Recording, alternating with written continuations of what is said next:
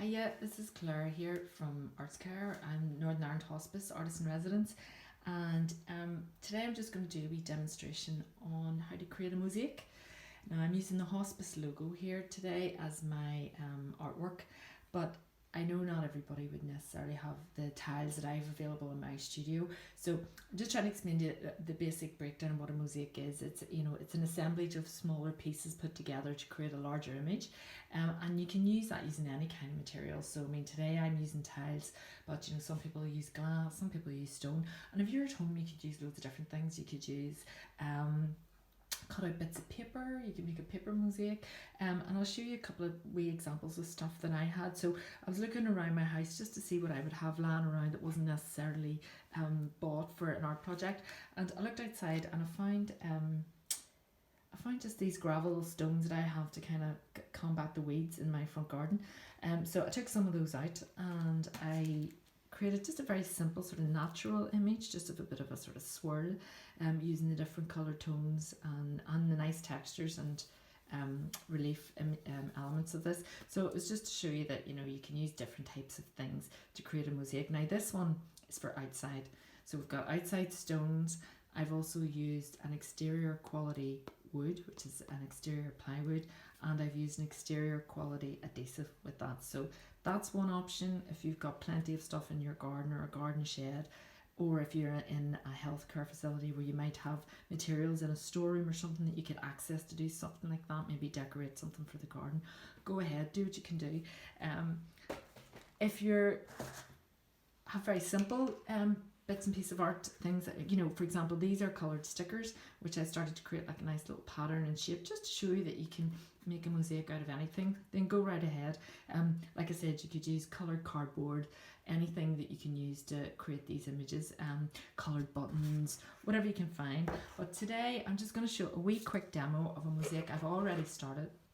And then I have another short video, which is a time lapse of me creating this bigger one that I completed earlier, just like Blue Peter. So anyway, right, so we've got our hospice logo here, and then I have over here some tiles that I've broken up. Now these were just white tiles, and I usually start by giving them a little bit of a smash with a hammer. Now safety precautions have to be adhered to. You would need to wear protective goggles, keep the tiles well away from you, and maybe some gardening gloves or something like that. So you might have some old tiles lying around in a shed that have been used for a DIY job somewhere in your house that you can maybe then use to make a mosaic with. So there you go. And then I have cut these smaller pieces in using my tile nibber. So again, not everybody would have these kind of things available.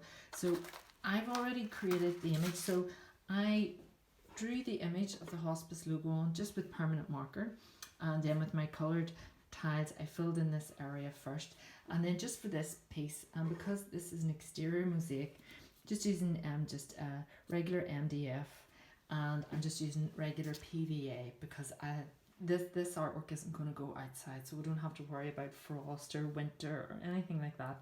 So I'm just going to start just a little bit of PVA. And once we put all the tiles on this board, we'll leave it to dry, and then after that it will be grouted in the same way you would grout tiles in a kitchen or a bathroom. So what I do is I try to find tiles that naturally fit in some little areas. So that one's got like a triangular shape, so I'm just going to kind of place it in there, and then have a wee look at other pieces that we have here, and that can go in there.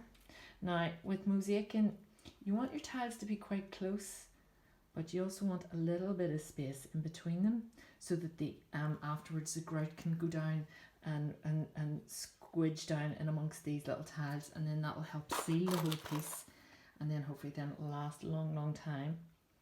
So you just continue like that, and you do, it's kind of like a bit of an easy jigsaw puzzle.